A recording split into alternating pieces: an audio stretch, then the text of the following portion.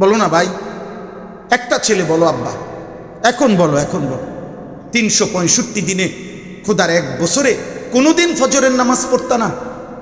একদিনও না? আরে বলে কি 365 দিন একদিনও ফজরের নামাজ পড়লা না? এটা কি বিষয়? আমার মাথায় ধরে না, আমি বুঝি না এটা কেমনে সম্ভব, কিভাবে সম্ভব?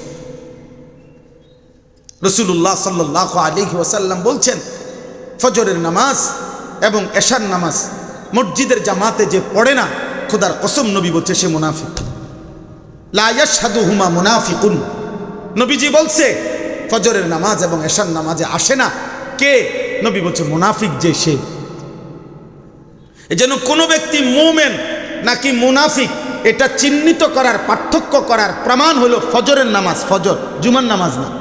জুমার নামাজের ফজিলত অনেক, জুমার নামাজের ফজিলত অনেক, কিন্তু আপনি মুমিন না মুনাফিক এটা চিহ্নিত করার পার্থক্য খোদার কসম ফজরের নামাজ। কোন নামাজ বলেন? সবাই বলতে হবে কোন নামাজ। আবার বলেন, আবার বলেন, আবার বলেন, জোরসে বলেন, জোর হলো না, আরো জোরে, জোরে জোরে। ফজরের নামাজ, ফজরের নামাজ মুমিনের নামাজ। ফজরের নামাজ মুমিনের নামাজ। ফজরের নামাজে পার্থক্য হয় মুমিন কে মুনাফিক কে। হযরত আব্দুল্লাহ ইবনে ওমর রাদিয়াল্লাহু তাআলা আনহুমা বলেন, নবীজির জামানায় আমরা ফজরের অনুপস্থিত দেখলে তাকে আমরা ঈমান নিয়ে সন্দেহ করতাম, তাকে আমরা মুনাফিক ভাবতাম। নির্ভরযোগ্য হাদিস থেকে বললাম। বলে আপনাদের কাছে অনুরোধ, ছেলেরা অনেক নওজোয়ান মাশাআল্লাহ, সমস্ত নওজোয়ান কিশোর ভাই 30 বছরের নিচে যাদের বয়স, তোমরা হাত তোলো তো। 30 বছরের নিচে যাদের বয়স হাত উঠাও। দেখেন মাশাআল্লাহ, মাশাআল্লাহ, আল্লাহ কবুল করেন। হাত নামাও ভাই। তোমাদের কাছে আমাদের অনুরোধ ভাই, তোমরা ফজর ক্যাম্পেইনের কাজ করো। আমার শায়েখ আরিফ বিল্লাহ আল্লামা মুফতি মুশতাকুন নবী কাসিমি হযরত দামাত বারাকাতুহুম আমারে 5-7 বছর আগে আমার একদিন কাছেটাই না খুব আবেগে, মানে এক জায়গায় আমরা সারা রাত্র সফর করে গেছি, আরো আগের কথা বলতেছি আর কি। তো যাওয়ার পরে ফজরের ওয়াক্তে খুব সুন্দর আলিশান এক মসজিদে আমরা নামাজ পড়ার জন্য থামছি। জেলার নাম বলতেছি না ইচ্ছা করে। তো এরপরে আপনার মসজিদে গিয়া ঢুকা দেখি একেবারে কসম খোদা ইমাম সাহেব আর একজন মানুষ, শুধু একটা অল্প বয়সী ছেলে, এই 2টা মানুষ ছাড়া ফজরের জামাতে আর একটা লোক না। শায়েখ এমন কান্দা কাঁদছিল যে হায় মৌলানা এটা কি হলো এই উম্মতের। এই তখন আমারে বলছিলেন, মৌলানা এক কাম করেন, আপনি একটা আন্দোলন করেন, একটু মেহনত করেন, যে ফজরের মুসল্লি বৃদ্ধির আন্দোলন, ফজর মুসল্লি বৃদ্ধির চেষ্টা। আলহামদুলিল্লাহ আমরা অল্প অল্প করে বলতে বলতে এখন বাংলাদেশে আলহামদুলিল্লাহ এটা ব্যাপকভাবে সারা বাংলাদেশে এখন অগণিত কিশোর যুবক নওজোয়ান এই ফজর ক্যাম্পেইন, মানে ফজরের মুসল্লি বন্ধুদেরকে ডাকার চেষ্টা করছে। বলেন আলহামদুলিল্লাহ। এইটারে আমরা ফজর ক্যাম্পেইন বলি আর কি। ফজর ক্যাম্পেইন মানে হলো প্রচারণা, ইংরেজি শব্দ, মানে ফজরের জন্য প্রচারণা। আলহামদুলিল্লাহ এই জানুয়ারি মাসে 15ই জানুয়ারি 14ই জানুয়ারি আমার মাহফিল ছিল সন্দ্বীপ, আপনাদের সন্দ্বীপ। এই সন্দ্বীপে 15ই জানুয়ারি বাদ ফজর সকাল 6টায় সন্দ্বীপ উপজেলার সবচেয়ে বড় হাই স্কুল মাঠ বদিউজ্জামান হাই স্কুল মাঠে আমরা ফজর ক্যাম্পেইনের মাহফিল দিছিলাম। ওইখানে 4টা ছেলে গত 2 বছরে সন্দ্বীপ উপজেলায় মোট 13টা ইউনিয়ন, এই 13টি ইউনিয়নের ছেলেদের মাঝে ওরা শুরু করছিল ফজরের মুসল্লি বৃদ্ধির চেষ্টা।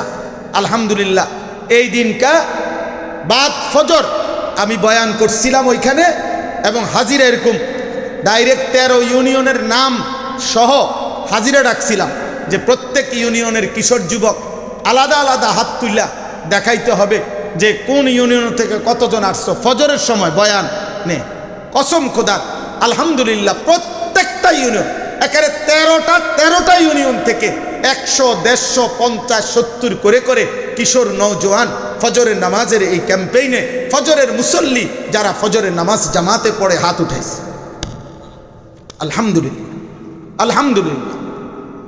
সারা বাংলাদেশে 2200, 1800, 2400, 800 এরকম বহুত অঞ্চলে ছেলেরা মেহনত করতেছে। আপনাদের এখানে অনেক নওজোয়ান আমি দেখছি। আপনারা যারা মাহফিলের ইন্তেজাম নওজোয়ান ভাই, আপনাদের কাছে এটা বললাম, এটা কোনো দল না, পার্টি না, সংগঠন না, এটা কোনো 12 তারিখের ইলেকশনের অন্তর্ভুক্ত কেউ না। আর অন সময়ও নাই নতুন করে ভোটে হারানোর কথা, বুঝছেন কিনা? অতএব এটা কিচ্ছু না, মূলত হলো ফজরের মুসল্লি বৃদ্ধির চেষ্টা। ফজরের নামাজ মুমিনের নামাজ, ফজরের নামাজ মুমিন আর মুনাফিকের পার্থক্যের নামাজ। ফজরের নামাজ পাওয়ারফুল নামাজ। ফজরের নামাজ রাত্রি ঘুম থেকে জেগে যে ফজর পড়ে আল্লাহ তাআলা তার নফসের হারাম চাহিদা কমায় দেয়, নিয়ন্ত্রণ করে দেয়। আল্লাহর সাথে একান্ত কথা বলা যায়, কারণ ফজরের তেলাওয়াত লম্বা হয়।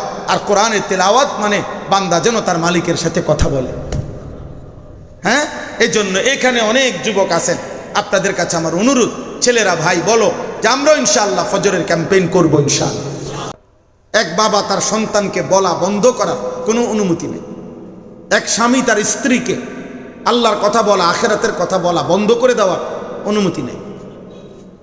কোনো বাবা তার সন্তানদেরকে বলা বন্ধ করার অনুমতি নেই যে হুজুর আমি এই যে 2টা বছর আমার পোলাটারে বুঝাইছি, তে নামাজ পড়ে না, এই জন্য ওনার বাদ দিছি, ওনার বলি না।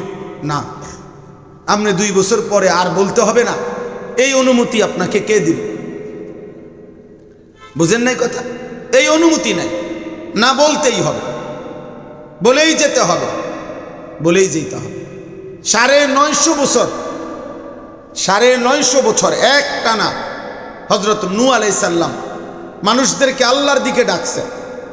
আরে ভাইয়া, এটা গল্প তো না, 950 বছর। এমনি বললে তো সহজ, কিচ্ছা শুনলাম 950 বছর, কিন্তু কল্পনা করেন 950 বছর কত লম্বা সময়। ফালাবিসা ফীহিম আলফা সানাতিন ইল্লা 50 আমা, কোরআনের আয়াত। আল্লাহ নিজে বলছেন আমার নূহ তার উম্মতের মাঝে কালেমার দাওয়াত নিয়ে ছিলেন 50 কম 1000, মানে 950 বছর। আল্লাহ নিজে বলছেন, এটা গল্পও না, রূপকথাও না, কাহিনী না, ইচ্ছা না, এটা বাস্তবতা, কোরআনের আয়াত। 950 বছর বলছেন। সুবহানাল্লাহ, সুবহানাল্লাহ। কি পরিমাণ ধৈর্য আল্লাহ তাআলা ওনাকে দিছিলেন। এই 950 বছরে লাইলাম ওয়া নাহারা, রাত দিন বলে গেছেন। কোরআনে আল্লাহ বলছেন, নূহ আলাইহিস সালাম আল্লাহকে শুনাইছেন, আল্লাহ আমি আমার জাতিকে রাত দিন বলেছি, লাইলাম ওয়া নাহারা, রাতেও বলেছি দিনেও বলেছি।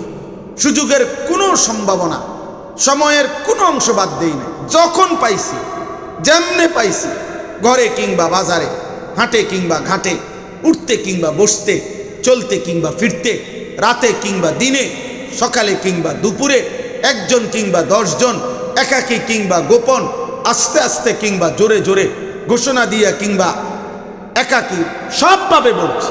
আলানতু লাহুম, আসরারতু লাহুম, সব লাইনে বলছি, ডাকছি, শুধু বলে গেছি। কিন্তু আমার বলার কথা যেটা, 950 বছর পরে আল্লাহ জানাইছে, ওয়াউহিয়া ইলা নূহিন আন্নাহু লা ইউমিনা ইল্লা মান কাদ আমানা। আল্লাহ বলছে নূহ যথেষ্ট হইছে, আর লাগবে না। এইবার আমি এই বাকিগুলো আমি আল্লাহ তাআলা ফয়সালা দিলাম, আর একজনও নতুন করে ঈমান আনবে না। আল্লাহ জানায় দিছে লা ইউমিনা, নফি তাকিদ বলান, মানে আর কোনোভাবে ঈমান আনবে না কেউ। যা হইছে হইছে, এবার তুমি নৌকায় উঠে যাও বানাইয়া, বাকিগুলো আমি তুফান দিয়ে ধ্বংস করে দেব। দেখেন, উনি শুনছেন, এটা আল্লাহর ফয়সালা, ওয়াহি তো শুনছেন, আল্লাহ বলছেন।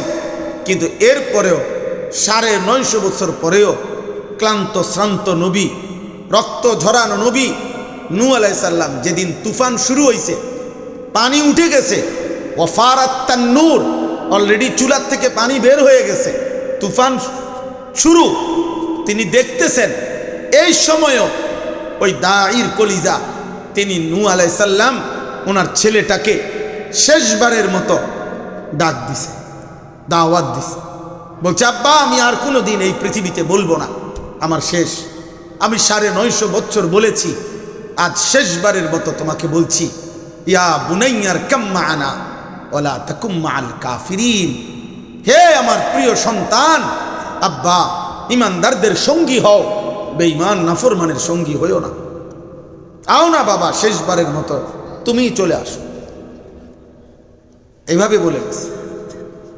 অথচ উনি জানে একটু আগে আল্লাহ বলছে লা ইউমিনা, আর ইমান আনবে না কেউ, কিন্তু তবুও তিনি ইমানের পথে ডাকছে, ইমানের পথে ডাকছে।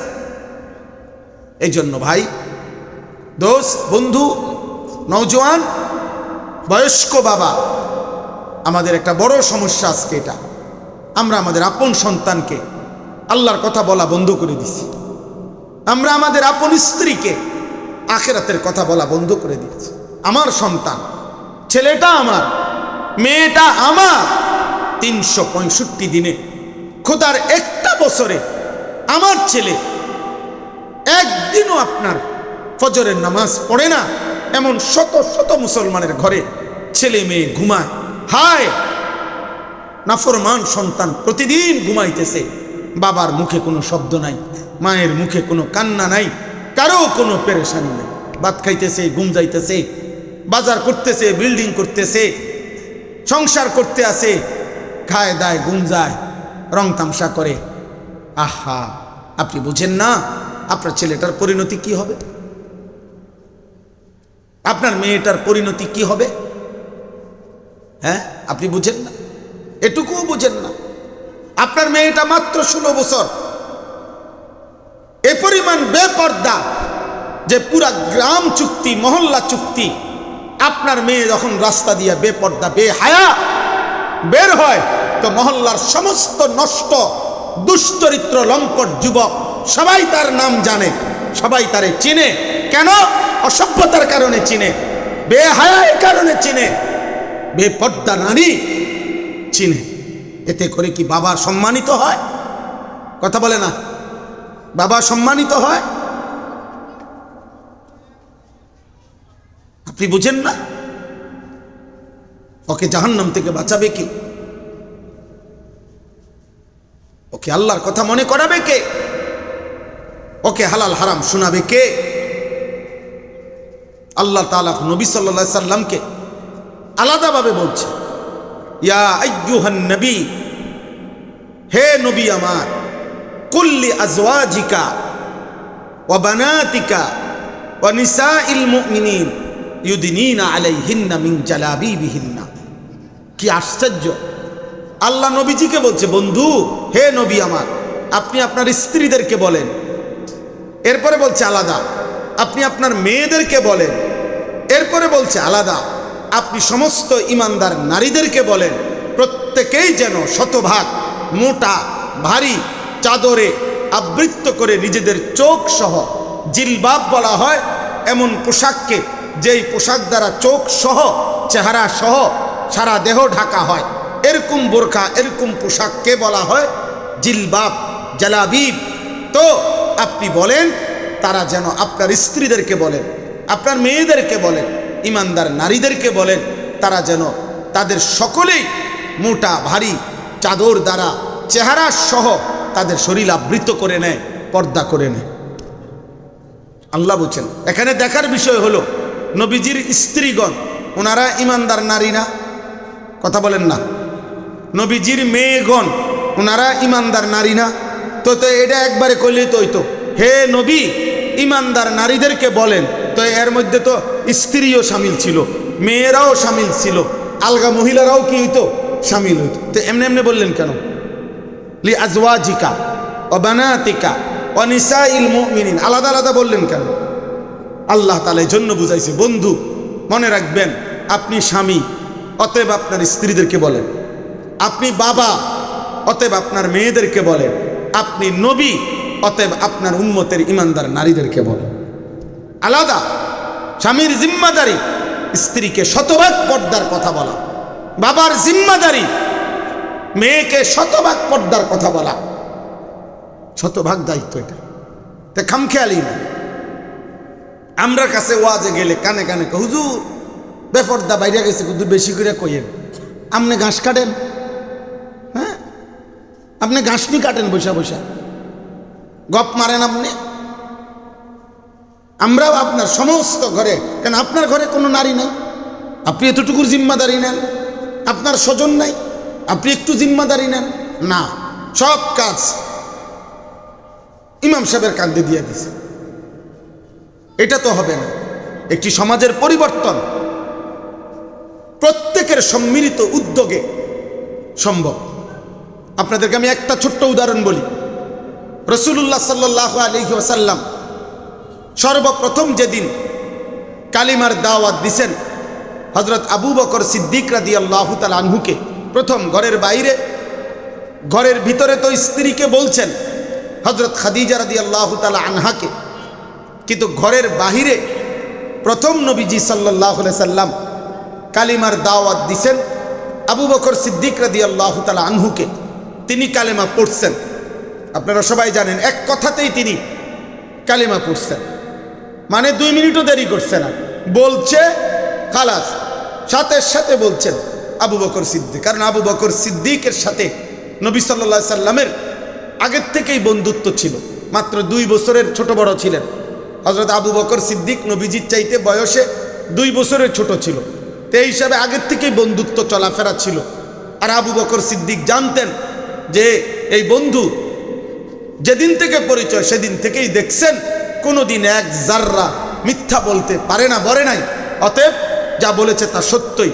তো সাফ কালিমা পড়ছেন।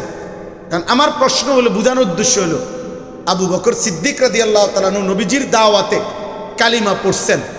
এই আবু বকর সিদ্দিক সেই দিন থেকে এবার উনি এই দায়িত্ব কাঁধে নিছেন যে হ্যাঁ এই কাজ আমারও, আমার নবীর যেই কাজ এটা আমারও কাজ, মানুষকে আল্লাহর দিকে ফিরানো। তো পরবর্তী আশারায়ে মুবাশশারা, জান্নাতের সুসংবাদ প্রাপ্ত যেই 10 জন সাহাবী, এই 10 জন সাহাবীর মধ্যে 6 জন সাহাবী হযরত আবু বকর সিদ্দিকের দাওয়াতেই পরবর্তী অল্প কয়েকদিনের ব্যবধানে সকলেই কালেমা গ্রহণ করছে। স্পষ্ট তারিখে আমি নিজ চোখে পড়ছি। হ্যাঁ, হযরত আব্দুর রহমান ইবনে আউফ, হযরত সাদ ইবনে আবি ওয়াক্কাস, এই সাহাবীরা, হযরত জুবাইর ইবনুল আওয়াম, হযরত তালহা, ওনারা আবু বকর সিদ্দিকের দাওয়াতে কালিমা পড়ছে। তাইলে মানে বলার উদ্দেশ্য হইল, আমার প্রথম কথাটা আমি একটু লম্বা করলাম, অর্থ হইল আপনাদের সবার কাছে উদ্যোগ। আলহামদুলিল্লাহ আমরা আইসা দেখলাম অনেক নওজোয়ান ছেলে এই মাহফিলটাকে বাস্তবায়ন করার জন্য অনেক কষ্ট করেছে। আপনারা তাদেরকে উৎসাহ দিবেন, আপনারা তাদেরকে আগলায় নেবেন, বয়স্ক বাবা চাচারা তাদেরকে প্রেরণা দিবেন। কিছু মানুষের, বয়স্ক লোকের কিছুটা বদভ্যাস আছে, খোঁচা মারে, আরে কি এর ওয়াজ করাইবা, নামাজ পড়ো না, হ্যাঁ তোমরা ওয়াজ করাইবা, হুদা টোটো কইরা ঘোরো, এই একটা বেটকি দিলেন আর মানে তার উৎসাহটা নষ্ট করে। আরে আপনি তাকে পজিটিভ বলেন যে আব্বা মাশাআল্লাহ মাহফিল করাইছ, এবার নামাজও পড়ো, মাহফিল সাজাইছ, তো আলহামদুলিল্লাহ আমরা শুনছি তোমাকে কষ্ট করছো তোমরা ওয়াজ, চলো এবার তোমাকে জিন্দিগিও সাজাও। এভাবেও তো বলা যাইতো নাকি? এভাবে বলা সম্ভব না। অতএব প্রত্যেকেই নিজ নিজ জায়গায় আল্লাহর কথা বলতে হবে। সবাই মিলে বললে, সম্মিলিত উদ্যোগে রাসূলুল্লাহ সাল্লাল্লাহু আলাইহি ওয়াসাল্লামের সাহাবারা এটাই বুঝছেন। নবীজি ওই যে বললাম আরাফার ময়দানে বিদায় হজ্জে যখন বলছেন সব কথা শেষ, তখন আল্লাহর নবী সাল্লাল্লাহু আলাইহি সাল্লাম সাহাবায়ে কেরামকে বলছেন ফালিয়ুবাল্লিগিশ শাহিদুল গায়িবা, আজকে তোমরা যারা উপস্থিত, গত 23 বছরে আমি তোমাদের কাছে যে দিন পেশ করেছি, এবার তোমরা অনুপস্থিত অনাগত মানুষের কাছে আমার এই কালেমা, আমার এই দিন, আমার এই মেহনত, আমার এই কোরআন সুন্নাহর কথাগুলো, আখিরাতের কথাগুলো তোমরা পৌঁছাইবা। সাহাবায়ে কেরাম এই যে বুঝা বুঝছেন, 1.25 লাখ সাহাবী, 1.25 লক্ষ সাহাবীর চাইতে বেশি কম আরাফাতের ময়দানে ছিলেন। অথচ মক্কা এবং মদিনায় পৃথিবীর সকল ইতিহাস একত্র করলেও মক্কা মদিনায় 10 থেকে 11,000 সাহাবীর কবর সর্বোচ্চ পাওয়া যাবে। সকল হিসাব করলে 10-11,000 সাহাবীর কবর আছে মক্কা মদিনার মধ্যে। অথচ 1.25 লাখ সাহাবী তো আরাফাতের ময়দানেই ছিলেন, আর বাড়িঘরেও তো ছিলেন। ওই বছর ওনারা কি একেবারে দরজা জানালা বন্ধ করে হজে গেছে গা? বাড়িঘরেও তো অসুস্থ, দুর্বল, বৃদ্ধ, বাচ্চা এমন ছিল না আরো? তো ওদের বাদে দিলাম, 1.25 লাখে ধরেন, 1,25,000 ধরেন, তো 10-11,000 সাহাবীর কবর যদি মক্কা মদিনায় হয়, আপনি ধরেন না 15,000, তো আরো 1,10,000 সাহাবীর কবর কোথায়? ওনারা কই গেলেন? ওনারা তো মক্কায় নাই, ওনারা তো মদিনায় নাই, তো ওনারা কি করলেন?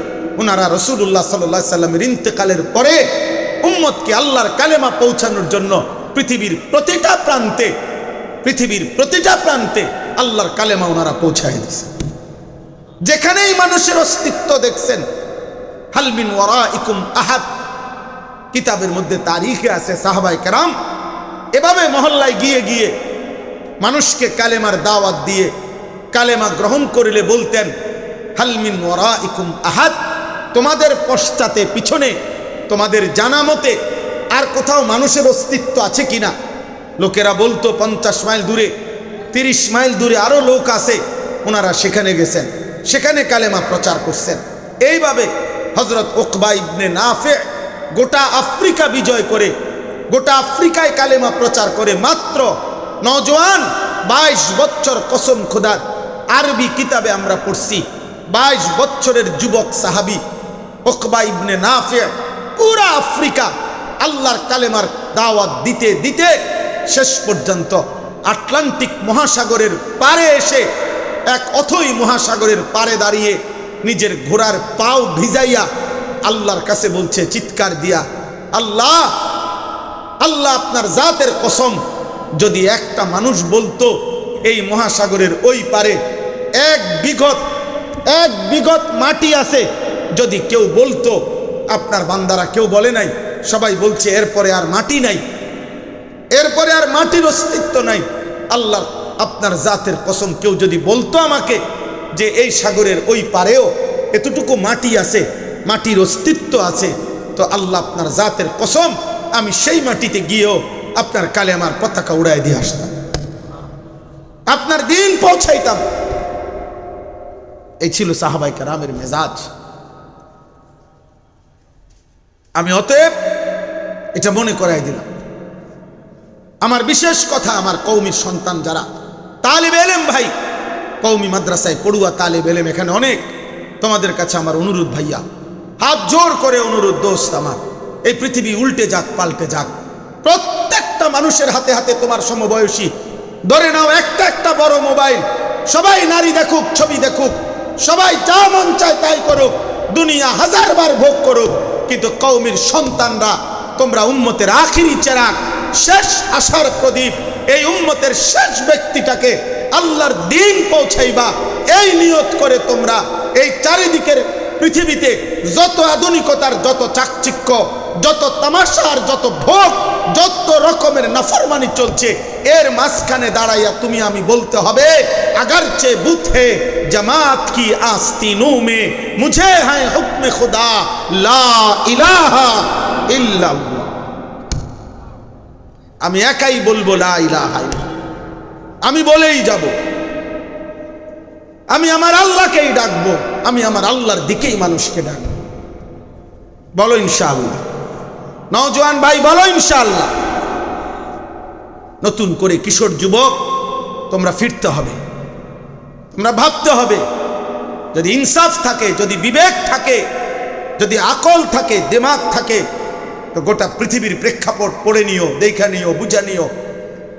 মনে রাখো আব্বা, আমি সাফ বললাম, আমি পরিষ্কার যুবক ভাই তোমাদেরকে বলি, আগামীর সময়টা তোমরা নারী ছবি, অশ্লীল দৃশ্য, মোবাইলের উলঙ্গপনা আর নামাজবিহীন, সেজদাবিহীন এই মুসলিম পরিচয় দিয়ে যাদের জীবনে নামাজ নাই, সেজদা নাই, আখিরাতের ফিকির নাই, নারী ছবি, জিনা, ব্যভিচার, মদ, জুয়া, অশ্লীলতার বেহায়াপনা, এর মধ্যে যারা বেড়ে উঠতেছ, জীবনটাকে ভাসায় দিচ্ছ, জীবনটাকে ঢুকায় দিচ্ছ নাফরমানিতে, ইনশাআল্লাহ মনে রাখো, আমি আনিসুর রহমান বললাম, হয়তো আমি থাকবো না, কিন্তু তোমরা মনে রাখো, আগামীর পৃথিবীতে মুসলিম পরিচয়ধারী এরকম অকর্মণ্য, নাফরমান, পাপী, এরকম খামখেয়ালি যুবক তোকে দিয়ে পৃথিবীর মানুষ ক্ষেতের মূলাও তুলতো না। মূলা এমন আকামলা পৃথিবীতে কোনো কামে লাগবে না। মনে রাখো, মনে রাখো, খুব দ্রুত পৃথিবীর দৃশ্যপট, প্রেক্ষাপট বদলাচ্ছে প্রতিদিন। আলহামদুলিল্লাহ, মুসলিম কিশোর যুবক আল্লাহর দিকে, কালেমার দিকে, সেজদার দিকে, আখিরাতের দিকে, আল্লাহর জমিনে সারা বিশ্বময় ইমানের পতাকা উড়াবার স্বপ্নে প্রতি রাতে আলহামদুলিল্লাহ তাহাজ্জুদের সেজদায় চোখের পানি ফেলছে। এটাই সম্ভাবনার কথা। 12 তারিখ পৃথিবীর শেষ নির্বাচন না, 12 তারিখ বাংলাদেশেরও শেষ নির্বাচন না, 12 তারিখ ইসরাফিল ফু দিবে না, 12 তারিখ শেষ হাসি হাসবে না। আমি এটা সাফ বলছি, পত্রিকায় লিখছে 12 তারিখ দেখা যাবে শেষ হাসিটা কে হাসে। আমি বলছি না না, 12 তারিখ শেষ হাসি হাসবে না। খোদার কসম, হাসরের ময়দানে দেখা যাবে শেষ হাসিটা কে হাসে। শেষ হাসি হাসরের ময়দানে। 12 তারিখ, 13 তারিখও মানুষ হাসবে, 14 তারিখও মানুষ হাসবে। কোনো মানুষের হাতে, কোনো ব্যক্তির হাতে, কোনো নেতার হাতে, কোনো জনমানুষের হাতে আমাদের ভাগ্যের পরিবর্তন নাই। আমাদের সুখ, আমাদের শান্তি, আমাদের সমৃদ্ধি, আমাদের বেঁচে থাকার নিরাপত্তা, আমাদের মা বোনের ইজ্জত, আবরু, সম্ভ্রম, আমাদের আগত প্রজন্ম, আগামী জেনারেশনের সার্বিক নিরাপত্তা, সব কিছু আল্লাহর কসম আল্লাহর হাতে। কার হাতে বলো না ভাই, জোরসে বলো, কার হাতে? আল্লাহর হাতে, আল্লাহর হাতে, আল্লাহর হাতে। ইমান ঠিক রাখো, মালিকরে ভুলো না, আল্লাহকে ভুলো না। মাখলুকের হাতে, কারো হাতে আমাদের অবস্থার পরিবর্তন। অবস্থার পরিবর্তন কার হাতে? আল্লাহর হাতে, আল্লাহর হাতে।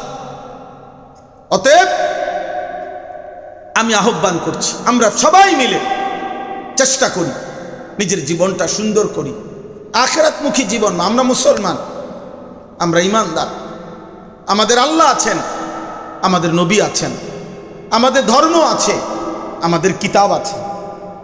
আমরা হারাবো কেন? এই পৃথিবীর সবচেয়ে আশ্চর্যের বিষয় হলো এটা, যার কাছে এই 4টা নিয়ামত আছে সে পথ হারাবে কেন? আল্লাহ যার সৃষ্টিকর্তা, রব, নবী মুহাম্মদ সাল্লাল্লাহু আলাইহি সাল্লাম যার রাসূল, কোরআন যার কিতাব, ইসলাম যার ধর্ম, এই 4টি নিয়ামত যাকে আল্লাহ একসাথে দান করছেন, সে পথ হারাবে কেন? সে চরিত্রহীন হবে কেন? সে মদখোর, নেশাখোর, গাঁজাখোর হবে কেন? সে বেনামাজি হবে কেন? বলো আব্বা, বলো ভাই। অনেক যুবকের চেহারা দেখলে বোঝা যায় বাপ সারাদিন এক ওয়াক্ত নামাজও পড়ো না। আমি দাঁড় করাইতে পারুম আব্বা, বেনামাজির চেহারা দেখলেই চেনা যায়। বেনামাজির চেহারা পাষাণ, বেনামাজি বেয়াদব, বেনামাজি অসভ্য, বেনামাজি গাদ্দার, বেনামাজি মুতাকাব্বির, অহংকারী, বেনামাজি শতভাগ বেয়াদব। আসমানের নিচে জমিনের উপরে শতভাগ 100% পিওর বেয়াদব, যার কপালে সেজদা নেই, ও শতভাগ বেয়াদব। এটা কোনোভাবে আরো পৃথিবী না বেটা, সারা পৃথিবীর সবগুলা ইউনিভার্সিটির ডিগ্রি একসাথ কইরাও যদি তোমার মাথা তুলে দেওয়া হয়, অথচ মুসলিম পরিচয়ধারী তুমি সেজদা দাও না, হালাল হারামের পার্থক্য বোঝো না, মাকেও দেখো, বোনকেও দেখো, মোবাইলের নর্তকীও দেখো, বেহায়া নারীর সাথে, হারাম নারীর সাথে প্রেমও করো, সম্পর্ক করো, তোমার মধ্যে হালাল হারাম নাই।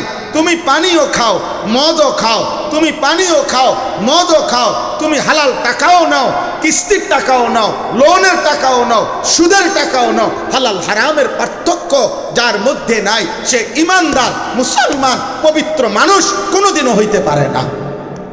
ওই ভদ্রলোক হইতে পারে না, ও অসভ্য, ও অভদ্র, ও বেয়াদব, যার মধ্যে হালাল হারামের পার্থক্য নেই। মুসলমান কেমনে? যে মুখে আমরা কিতাবে পড়ছি, এই জবান, এই জিহ্বা, এই মুখ আল্লাহ স্পেশালি আল্লাহ বলছে, বান্দা আমি এটা পবিত্র করে বানাইছি, তোমারে শুধু বুঝতে বলি বান্দা, মায়ের পেটে তোমারে যখন আমি মানুষের আকৃতি দিছি তখনও তোমার খাবারের প্রয়োজন ছিল। মায়ের নাপাক রক্ত, জরায়ুর নাপাক রক্ত তোমার খাবার হিসাবে আমি আল্লাহ বরাদ্দ দিছিলাম। কিন্তু যেহেতু ওই রক্ত নাপাক, আর তোমার জিহ্বা, তোমার মুখ যেহেতু পবিত্র রাখার জন্য আমি আল্লাহ বানাইছি, এই জন্য আমি আল্লাহ মায়ের পেটে যে কয়দিন ছিলা ওই কয়দিন ওই নাপাক রক্ত দিয়ে খাবার পৌঁছাইছি ঠিক, কিন্তু মুখ দিয়া পৌঁছাই নাই, আলাদা ফাইভ দিয়া, আলাদা নাল দিয়া, নাভির সাথে আলাদা সম্পর্ক করে আমি ওই রক্তের খাবার পৌঁছাইছি, যেন তোমার মুখে নাপাক রক্ত না লাগে, যেন তোমার জিহ্বায় নাপাক জিনিস না লাগে। যেদিন মায়ের পেট থেকে বাইর করে আনছি সেদিন আবার আমি আল্লাহ সিস্টেম চেঞ্জ করে এবার যেহেতু মায়ের বুকের দুধ পান করবা, আর মায়ের বুকের দুধ যেহেতু পবিত্র, এবার পবিত্র জিহ্বা, পবিত্র মুখ আমি কাজে লাগাই দিছি। আমি আল্লাহ প্রথম দিন থেকে চেয়েছি তোমার অস্তিত্বের প্রথম দিন থেকে এই মুখ যেন নাপাক জিনিস স্পর্শ না করে। সেই মুখে নেশার বোতল, সেই মুখে মদ খায় কেমনে, সেই মুখে নেশার বোতল কিভাবে পান করে? হায় যুবক, এটা কিভাবে সম্ভব? সেটা কিভাবে সম্ভব? যার ঘরে মা আছে, যার বোন আছে, যার কন্যা আছে, যার খালা আছে, যার ফুফি আছে, যার ঘরে নারী আছে, সে কিভাবে অন্য মেয়ের সাথে, অন্য নারীর সাথে, অন্য মহিলার সাথে জিনা আর ব্যভিচার হারাম সম্পর্ক করতে চায়? কিভাবে বলেন? কিভাবে সম্ভব? কিভাবে? একটা যুবক বলো আব্বা, একটা নওজোয়ান বলো, তোমরা যারা মোবাইলে নারী দেখো, ছবি দেখো, উলঙ্গ দৃশ্য দেখো, আরে নাফরমান, একটাবার মানুষের বাচ্চা হইলে ভেবে দেখ বেটা, তোর মাকে যদি কেউ এমন উলঙ্গ দেখে, এই নাফরমান, তোমার বোনকে যদি কেউ দেখে এমন বিবস্ত্র, তোমার মেয়েকে, তোমার ফুফিকে, তোমার খালাকে দেখে, তোমার গায়ে সইবে এটা? কথা বলে না? তুমি মানুষের বাচ্চা হইলে তোমার গায়ে সইবে এটা? মানুষের রক্ত যদি কারো শরীরে হয় সেটা সহ্য করবে এটা? তো তাহলে তুমি যাকে দেখো সে কারো মা না, সে কারো মেয়ে নয়, সে কারো বোন না, সে কারো খালা না, সে কারো ফুফি না, তাইলে তুমি আব্বা দেখবা কেন? আল্লাহ নবী সাল্লাল্লাহু আলাইহি সাল্লাম এই কথা বলছেন। এক যুবক, বিশুদ্ধ হাদিস, নবী সাল্লাল্লাহু আলাইহি সাল্লামের কাছে এক যুবক এই অনুমতি চাইছিল, ইজান লি বিজিনা, ইয়া রাসূলুল্লাহ আমাকে জিনার অনুমতি দেন। নবী তাকে 5টা প্রশ্ন করছে। আফা তুহিব্বুহু লি উম্মিক, তোমার মায়ের সাথে এমনটা কেউ করুক? যুবক বলছে লা। আফা তুহিব্বুহু লি ইবনাতিক, তোমার মেয়ের সাথে কেউ এটা করুক? যুবক বলছে লা। আফা তুহিব্বুহু লি উখতিক, তোমার বোনের সাথে কেউ করুক? যুবক বলছে লা ইয়া রাসূলুল্লাহ, আমি রক্ত থাকতে এটা মানব না। আফা তুহিব্বুহু লি আম্মাতিক, তোমার ফুফির সাথে কেউ জিনা করুক? যুবক বলছে লা। আফা তুহিব্বুহু লি খালাতিক, তোমার খালার সাথে কেউ জিনা করুক? যুবক বলছে লা লা ইয়া রাসূলুল্লাহ, না না, আমি এটা মানতে পারি না নবী। নবীজি তখন বলছে, যুবক, ওয়ালান নাসু লা ইউহিব্বুনাহু লি উম্মাহাতিহিম ওয়া আখাওয়াতিহিম ওয়া বানাতিহিম ওয়া খালাতিহিম ওয়া আম্মাতিহিম, তাহলে কোনো মানুষও তো চায় না তার মায়ের সাথে কেউ জিনা করুক, বোনের সাথে কেউ জিনা করুক, মেয়ের সাথে কেউ জিনা করুক, খালার সাথে কেউ জিনা করুক, ফুফির সাথে তুমি কিভাবে চা করবে? যুবক চোখের পানি ফেলে বলছি, ইয়া রাসূলুল্লাহ, আমি মৃত্যু পর্যন্ত তওবা করলাম, কসম করলাম আর কোনো দিন ভিন নারীর দিকে তাকাবো না। নবীজি তার জন্য দোয়া করছেন। হাদিসে আছে আল্লাহর নবী ওই যুবকের জন্য 3টা দোয়া করছেন। আজকে এই মাহফিলও তোমরা যারা নওজোয়ান ভাই আছো, যারা চোখের হেফাজত করবা, যারা নারী দেখো না, আমিও বললাম নারী দেখো না, অশ্লীল ছবি দেখো না, উলঙ্গ দৃশ্য দেখো না, রাস্তার বেহায়া নারী দেখো না, টেলিভিশনের নর্তকী দেখো না, মোবাইলের উলঙ্গ ছবি দেখো না। যদি কেউ দিল থেকে নিয়ত করো তো আমরাও অনেক শ্রদ্ধেয় মুরব্বী ওলামায়ে কেরাম এখানে আছেন, সবার উপস্থিতিতে আমরাও তোমাদের জন্য দোয়া করি। ওই দোয়া নবী যা দোয়া করেছেন, নবীজি দোয়া করেছেন, আল্লাহুম্মা গফির যামবাহু, আল্লাহ এই যুবকের গুনাহ মাফ করে দেন, আল্লাহ এখানেও যেই যুবক নিয়ত করবে, আয় করিম আপনি তার গুনাহও মাফ করে দেন। ওয়াতাহহির কালবাহু, নবীজি দোয়া করছেন, আল্লাহ তার অন্তর আপনি পবিত্র করে দেন। আল্লাহ এখানেও যেই যুবক নিজের ইজ্জত চরিত্রের হেফাজত করবে নিয়ত করেছে, আল্লাহ আপনি তার দিল পবিত্র করে দেন। ওয়া হাসিন ফারজাহু, নবী 3 নম্বর বলছে, আল্লাহ তার লজ্জাস্থানকেও আপনি পবিত্র রাখেন। আল্লাহ এখানকার ইমানদার যুবক ছেলে মেয়েগুলোকেও আল্লাহ আপনি তাদের লজ্জাস্থান পবিত্র রাখেন। আল্লাহ কবুল করেন, আল্লাহ কবুল করেন। আমার ভাই শোনো ভাই, রাসূলুল্লাহ সাল্লাল্লাহু আলাইহি সাল্লাম বলছে, আমার কাছে আরবি তাফসীর আছে, আত তাফসীরুল মুনির। এই তাফসীরের মধ্যে আছে রাসূলুল্লাহ সাল্লাল্লাহু আলাইহি সাল্লাম বলছে, মান শারিবাল খামরা ওয়া জানা। আহা, সাংঘাতিক কথা এটা। নবীজি বলছে, যে ব্যক্তি মদ পান করে এবং জিনা ব্যভিচার করে, এই 3 জিনিস মনে রাখবেন, এক খতিয়ানে 3 দাগ। এই 3টা একসাথের বিষয়। যেখানেই মদ আছে সেখানেই নারী আছে, যেখানেই নারী আছে সেখানে মদ আছে। 3 জিনিস একসাথে চলে, 1 মদ, 2 গান বাদ্য, 3 নারী। যেখানেই নারী আছে সেখানে মদও আছে, গান বাদ্য আছে।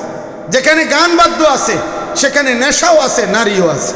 যেখানে নেশা আছে সেখানে গান বাদ্য আছে, নারীও আছে। এই 3টা একসাথে একসাথে। আল্লাহ নবী সাল্লাল্লাহু আলাইহি সাল্লাম বলেন, যে মদ পান করলো এবং জিনা করে, খোদার কসম নবীজি বলছে, নাজা আল্লাহু মিনহুল ঈমান কামা ইয়াখলাউল ইনসানু আল কামিসা মিন রাসিহি। আহা, নবীজি বলেন, আল্লাহ তাআলা এই জিনাকার এবং মদখোর, এই গাঁজাখোর, ফুট্টাখোর, বাবাখোর, এই ডালখোর, ইয়াবাখোর, হারামখোর, এই ব্যভিচারী, লম্পট, চরিত্রহীন, তার কলিজা থেকে আল্লাহ ঈমানটা এভাবে টেনে বের করে ফেলে, কোনো মানুষ তার শরীর থেকে গায়ের জামা যেমনে খুলে ফেলে। বুঝলেন কি ভয়ানক কথা?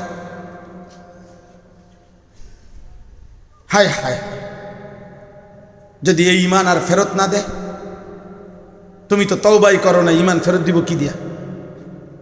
তুমি তো জানোই না পাপ, তুমি তো পাপ বুঝোই না।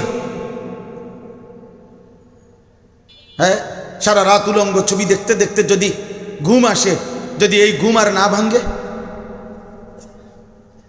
মদের আড্ডায় যদি সময় পার করে এসে এরপরে আর যদি ঘুম গেল, আর ঘুম না ভাঙ্গে, তওবাও তো সে করে না, সে তো জানেও না তওবা কি, সে তো জানেও না তওবা কি। হাজারো লাখো মানুষ তো জানেই না তওবা কি। তওবা বুঝে 2-1 জনে।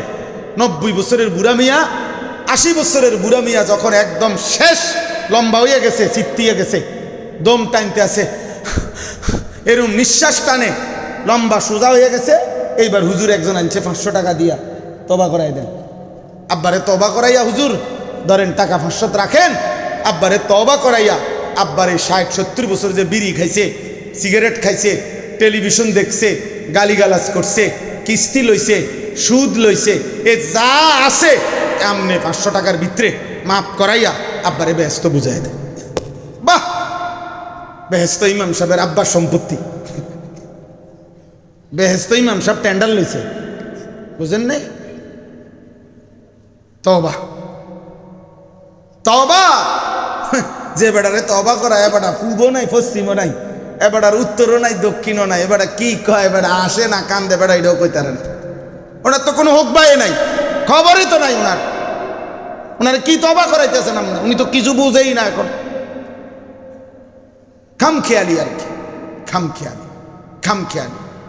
অথচ আল্লাহ তাআলা তো বলছেন, বান্দা তোমার হায়াত যে পরিমাণ, তোমার গুনাহ যদি হয় এই পরিমাণ, মনে করেন কারো বয়স 60 বছর, তো 60 বছরে যত ঘন্টা, যত মিনিট, যত সেকেন্ড, যত মুহূর্ত, আল্লাহ বলছে বান্দা গুনাহ যদি হয় এই পরিমাণ, ঠিক এত ঘন্টা এত মিনিট, মানে 1 সেকেন্ড নেকি নাই, একটা সেজদা নাই, একবার আল্লাহ ডাকো নাই, আমার একটা বন্দিগিও করো নাই, কোনো অসুবিধা নাই বান্দা।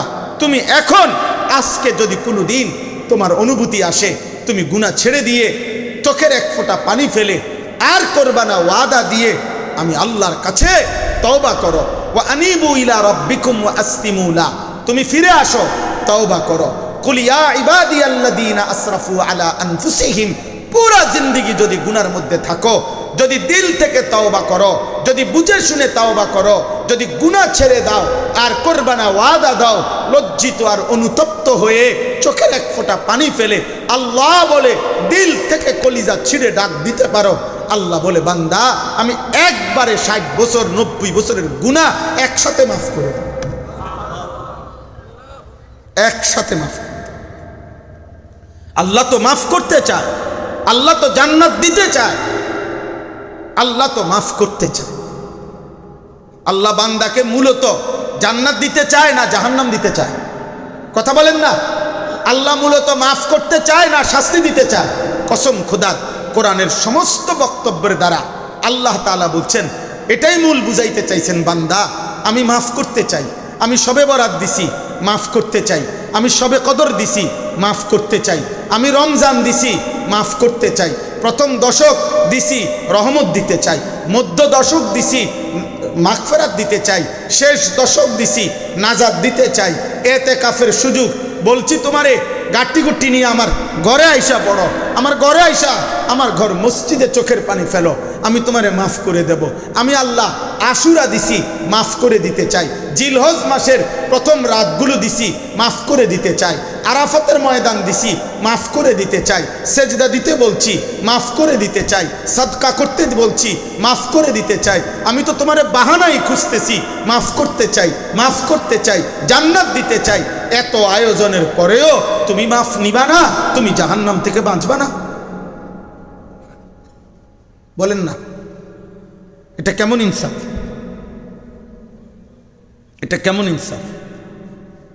60 বছরে যার জীবনে 60টা রমজান আছে সে কেমনে জাহান্নামী হয়? 40 বছরে যে 40টা শবে বরাত পাইছে সে কেমনে জাহান্নামী হয়? 40 বছরে শেষ দশকের বেজর রাত্রিগুলোতে রমজানে যে শবে কদর পাইছে সে কেন জাহান্নামী হয়? বলেন বাবা, আর কি বলতো মালিক? আর কেমনে বলতো? কোরআনুল কারীমের মধ্যে সূরা মুরসালাত একটা সূরা আছে, এই সূরার মধ্যে একটা আয়াত আছে, শেষ আয়াত। আল্লাহ তাআলা বলছে বান্দা ফাবিআইয়ি হাদিসিন বাদাহু ইউমিনুন। কোরআন শরীফের 2টা আয়াত, সব আয়াতই তো দামি, বাকি কোরআনের 2টা আয়াত আমি ব্যক্তিগতভাবে খুব বেশি আমার কলিজা ছিঁড়ে যায়। এই 2টা আয়াত যখনই পড়ি শুনি, একটা হলে এই আয়াতটা। আল্লাহ তাআলা বলছেন 10 বার ওই সূরাতে আল্লাহ বলছে ওয়াইলুন ইয়াউমাইদিল লিল মুকাদ্দিবিন, মিথ্যাবাদীদের জন্য সেদিন আখিরাতে, নাফরমানদের জন্য জাহান্নাম, জাহান্নাম, জাহান্নাম, জাহান্নাম, জাহান্নাম, জাহান্নাম, এভাবে 10 বার এক সূরাতে বলছে। আল্লাহ তাআলা বলতে বলতে সর্বশেষ আল্লাহ কোরআনের ওই সূরার শেষ আয়াত হলো ফাবিআইয়ি হাদিসিন বাদাহু ইউমিনুন। আল্লাহ বলছে বান্দা 23 বছর আমি বললাম, 23 বছর আমি আল্লাহ কোরআন নাজিল করলাম, 30 পারা কোরআন নাজিল করলাম, এক একটা কথা কোথাও 32 বার বলছি, কোথাও 89 বার বলছি, কোথাও 10 বার বলছি। কতবার বললাম ইত্তাকুল্লাহ, ইত্তাকুল্লাহ, ইত্তাকুল্লাহ। এই বান্দা গুনাহ ছাড়, বান্দা গুনাহ ছাড়, আল্লাহরে ভয় কর, আল্লাহরে ভয় কর। কতবার বললাম আকিমুসসালাহ, আকিমুসসালাহ, আকিমুসসালাহ। আরে বান্দা নামাজ পড়, নামাজ পড়, নামাজ পড়। কতবার বললাম ইয়া আইয়ুহাল্লাযীনা আমানু, হে ঈমানদার বান্দা এদিকে আয়, আমার দিকে আয়। প্রতিদিন 5 ওয়াক্ত নামাজে বললাম হাইয়া আলাস সালাহ, বান্দা আয় না নামাজের দিকে আয়। হাইয়া আলাল ফালাহ, বান্দা এটা সফলতা, এটা কামিয়াবি। এতভাবে বলার পরে ফাবিআইয়ি হাদিসিন বাদাহু ইউমিনুন, আল্লাহ যেন বলে বান্দা বল না আর কেমনে বললে, আর কত বললে, আর কতভাবে বললে তুমি আমি আল্লাহর কথা মেনে নিতে। হায় নাফরমান, তোমরা যারা আজকে সারা দিনে 1 ওয়াক্ত নামাজ পড়ো না, মুসলমানের বাচ্চা এত বড় নাফরমান কেমনে হইলি বাপ? কোন মার ঘরে জন্ম নিলি, কোন বাপের ঘরে জন্ম নিলি? কে তোরে বলল মুসলমান? মুসলমানের সমাজ, চারিদিকে মসজিদ, 5 ওয়াক্ত নামাজের আজান হয়, চারিদিকে মাদ্রাসা, চারিদিকে তালিবে ইলম, কত দাড়ি টুপিওয়ালা মানুষ 5 ওয়াক্ত নামাজে যায়, কত মানুষ হাফেজে কোরআন। হাটহাজারী মাদ্রাসার মতো এত বড় মাদ্রাসা, সারা পৃথিবী খ্যাত মাদ্রাসা, সারা চতুর্দিকে চারিদিকে মানুষকে আল্লাহর দিকে ফেরানোর কত আয়োজন চলতেছে, কত ওয়াজ, কত মাহফিল, কত বক্তা, কত ওয়াজ, ইমাম সাহেবের জুম্মার বয়ান, এই সব কিছুর মাঝখানে থাইকা তুমি 1 ওয়াক্ত নামাজ পড়ো না। এত বড় গাদ্দার, এত বড় গাদ্দার মানুষের বাচ্চা কেমনে হয়? মুসলমানের ঘরে এত বড় বেয়াদব কেমনে হয়? আপনি কি মনে করেন? আমার এটা বুঝে ধরে না, হুজুর, আমার এটা মাথাতে ধরে না। আর এতে কি ডাকাইত রে? এটা চারিদিকে আজান, 1 ওয়াক্ত আজান, 30 কিলোমিটার দূরে নিয়ে আজান হয়। কথা বলেন না? আমাদের 1 ওয়াক্ত নামাজের যখন আজান হয় তো আপনাদের মহল্লা থেকে 30 কিলোমিটার দূরে নিয়ে আজান হয়। তো চারিদিকের মসজিদের মাইক একসাথে বাইজা ওঠে, হাইয়া আলাস সালাম, হাইয়া আলাস সালাম। চারিদিকে মাদ্রাসা।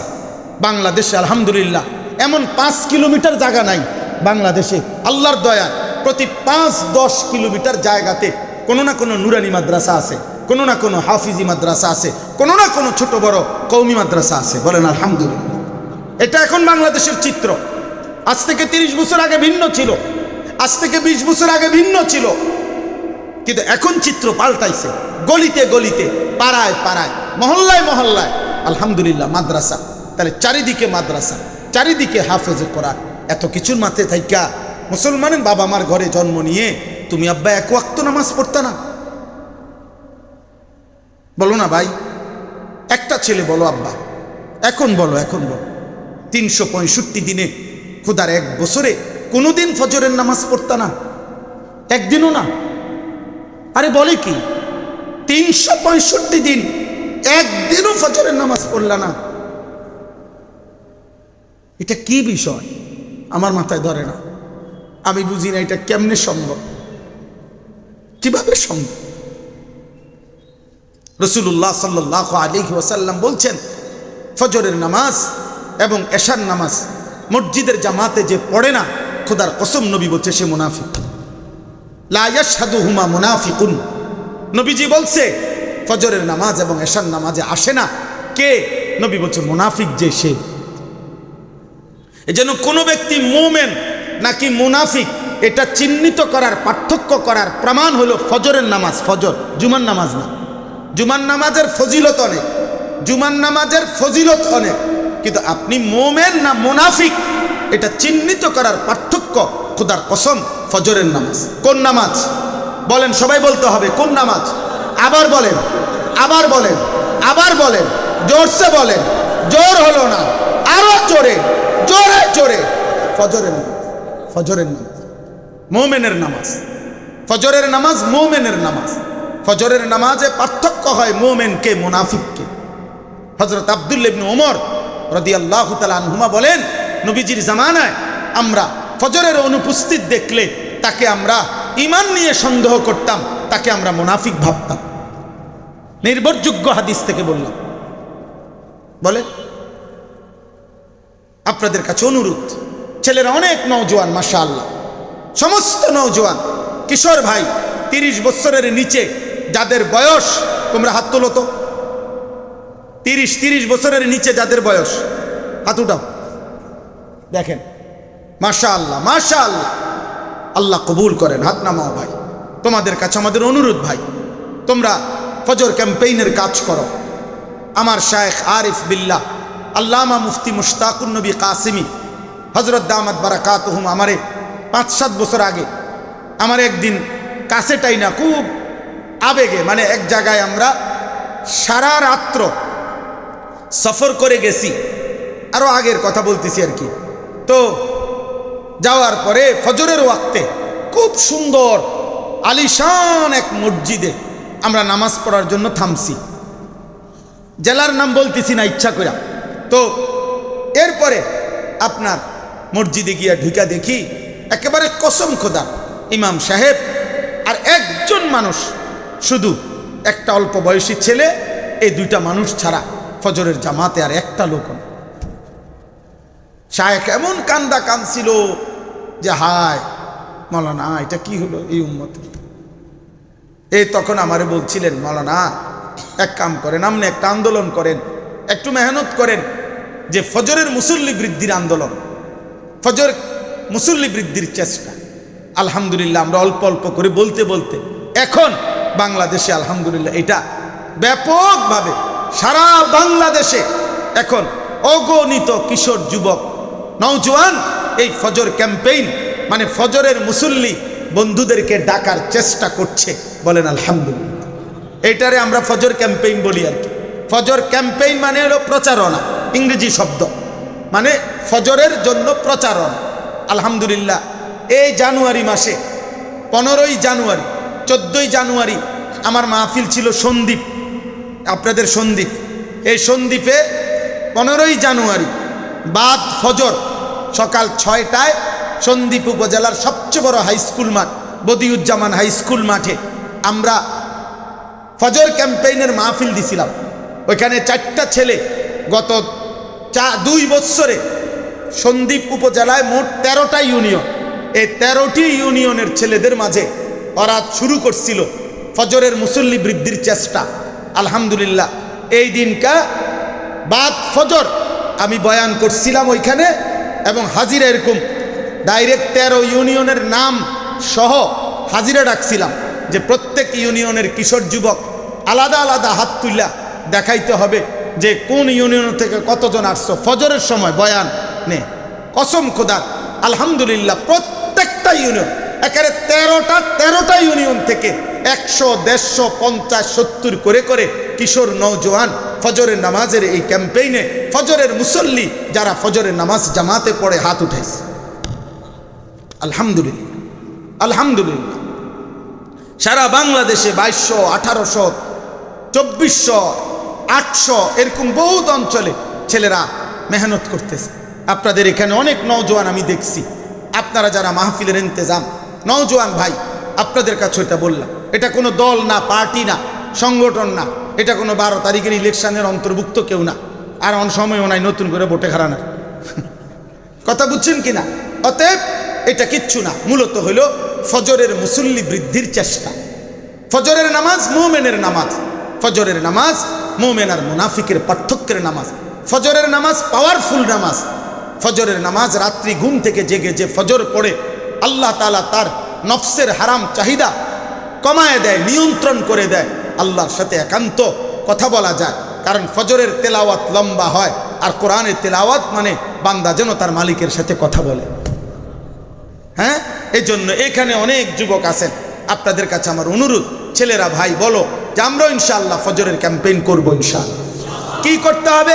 করতে হবে ছোট্ট কাজ।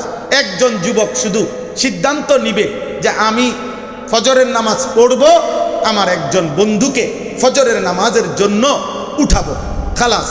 এই তুমি 2 জন হইলে, এবার 2 জন বললে 4 জন হবে, 4 জন বললে 8 জন হবে, 8 জন বললে 16 জন হবে, এমনি এমনি বাড়বে। যেখানে যে কয়জন বাড়তে থাকে তো সব হইতে থাকবে।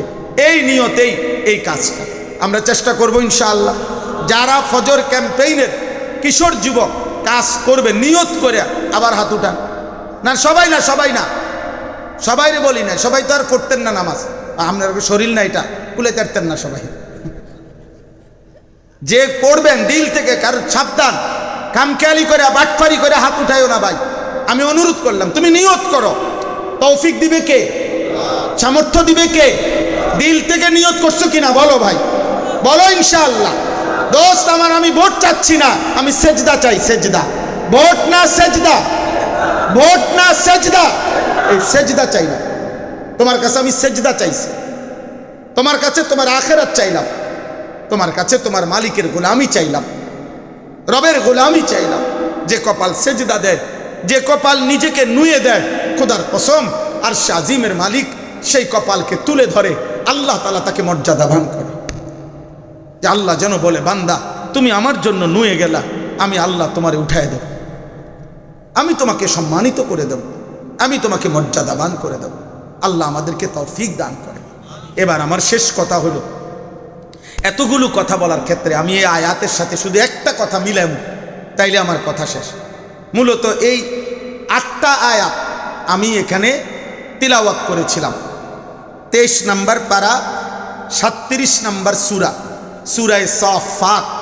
এই সূরার 8টি আয়াত, ছোট্ট ছোট্ট আয়াত আমি তেলাওয়াত করছি এই একটা কথা বলার জন্য। এইটাই বললে আমার কথা শেষ, লম্বা তাফসির করা উদ্দেশ্য না। উদ্দেশ্য হলো এই কথাটা বোঝানো যে কিয়ামতের দিন হাসরের মাঠে সব নওজোয়ান ভাই শোনো, বাবা আপনারাও শোনেন, আর বাবা আমার মনে কষ্ট নেবেন না, আমি এমনিতেই একটু কিশোর যুবক ছেলে করে একটু বেশি কই, এর লাগে বারবার নওজোয়ান কই। মুরব্বী এরা কবে আমগরে তো কয় না কিছু, আপনারা তো ভালো মানুষ, শুধু আপনার কাছে আবদার বিড়ি খাইয়েন না, চা দোয়ানে গপ মারেন না, টেলিভিশন দেখবেন না। বিড়ি খাওয়ার একটা ফালতু অভ্যাস। যেই বয়স্ক লোক বিড়ি সিগারেট খায় ওনার লজ্জা শরম কম, মনে রাখবেন। হ্যাঁ হ্যাঁ, ওনার হায়া লজ্জা কম, কারণ উনি এটা বুঝে ওনার এলাকার ছেলে পেলে ওরা বাচ্চারা ওনাদের দিকে তো দেখে, তো ও কি মনে করবে আপনারে যে আপনি এতটা বয়স্ক মানুষ, আপনি এখনো বিড়ি সিগারেট খান, আপনার গুনাহ ছাড়ার সময় হয় নাই? বলেন, আপনি কবরে যাওয়ার সময় হয় না? আল্লাহ আমাদেরকে বুঝ দান করে। কোরআনুল কারীমের মধ্যে স্পষ্ট আছে জাহান্নামীদের খাবার, জাহান্নামীদেরকে যেই খাবার দেওয়া হবে এই খাবারের বৈশিষ্ট্য হইল লা ইউসমিনু ওয়ালা ইউগনি মিন জু'। জাহান্নামীদের খাবার দ্বারা আল্লাহ বলছে কোনো পুষ্টি হবে না। পুষ্টি মানে ভিটামিনারি, পুষ্টি হবে না, সমৃদ্ধি হবে না, শরীর বাড়বে না, আবার ক্ষুধার চাহিদাও মিটবে না। জাহান্নামীকে যেই খাবার দিবে এর দ্বারা তার দেহের বৃদ্ধিও ঘটবে না, আবার খাবারের চাহিদা যেটা ক্ষুধা নিবারণ এটাও কি আদায় হবে না।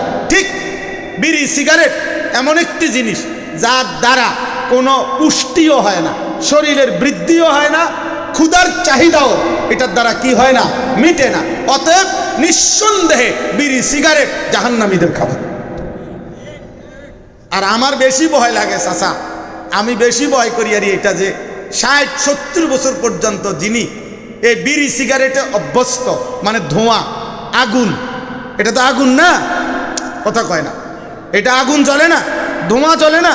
তো আচ্ছা এই চাচা আপনি 70 বছর পর্যন্ত আপনার প্রিয় ছিল এটা, আপনি মৃত্যুর পরে কবরে গেলে ফেরেশতা যদি আপনার মনে করেন এটা কয় চাচা আমি আপনার দিক সবসময় খেয়াল রাখছি, দেখছি আপনি আগুন ছাড়া আপনি ভাল লাগতো না, আপনার এটাই খুব প্রিয় ছিল 70 বছর পর্যন্ত, মনে কিছু নিয়েন না, আপনার সুবিধার্থে আপনার কবরও আগুন জ্বালাই দিলাম, তখন কি অবস্থা হবে আপনার? না না বলেন না, যদি কারবারটা এমন হয় তো তো আপনি খাইছেন আজীবন বিড়ি, ফেরেশতা বুঝি আপনার কবরে আফেল মালটা দিব? হ্যাঁ বলে, আল্লাহ আমাদেরকে মাফ করে দেন। সমস্ত চাচা বাবা আপনারা আপনাদের প্রজন্মের জন্য, আমি আপনি আমরা আমাদের পরবর্তী জেনারেশনের জন্য আমরা আদর্শ, ওরা আমাদেরকে দেখবে জীবন্ত মানুষ দ্বারা। মনে রাখবেন, শুধু বইয়ের শব্দ, শুধু আওয়াজ, শুধু উচ্চারণ এইটা মানুষের পরিবর্তন করে না। মানুষের জীবন পরিবর্তনের জন্য সর্বযুগে সর্বকালে জীবন্ত মানুষের সাহচর্য, সান্নিধ্য, সোহবত, আল্লাহওয়ালা আল্লাহর প্রিয় বান্দাদের সাথে উঠা বসা চলাফেরা, এটা প্রচণ্ডভাবে মানুষের জীবন সৌন্দর্যের জন্য, আখিরাতমুখী বানাবার জন্য জরুরি। আল্লাহ আমাদেরকে তৌফিক দান করে। চলেন তো এই কথাটা শেষ করছি, মানে এই আয়াত। তো কিয়ামতের দিন হাসরের মাঠে সমস্ত মানুষ যখন দাঁড়াবে, মহান আল্লাহ পাক রব্বুল আলামিন ফেরেশতাদেরকে বলবে, এই কথাটাই শুধু বলার জন্য, ফেরেশতাদেরকে আল্লাহ তাআলা বলবে যে হে আমার ফেরেশতারা, আজ এই হাসরের মাঠ থেকে তোমরা প্রত্যেকটা পাপীকে তার আরো 2 জন সঙ্গী সহ একসাথ করো। মানে প্রত্যেক পাপীকে মোট 3 জন একসাথ করবা, 3 জন করে গ্রুপ করবা। আল্লাহ বলবেন 3 জন। এই কথাটা এখানে আছে, উহশুরুল্লাযীনা যালামু ওয়া আজওয়াজাহুম ওয়া মা কানু ইয়াবুদুনা মিন দুনিল্লাহ। এই 3টা আল্লাহ বলবেন ফেরেশতারা আজ এই হাসরের ময়দান থেকে প্রত্যেক পাপীকে আলাদা করো। আলাদা করতে গিয়ে তার লগে আরো 2 জন লইবা, এক, পাপীকে তো প্রথম আনবা, তারপরে ওয়া আজওয়াজাহুম, প্রতিটা পাপ করতে গিয়ে তার সঙ্গী অথবা সে যার সঙ্গী হইছে তাকে তাকে বুঝেন নাই? যৌথ উদ্যোগে চিটারি করছেন,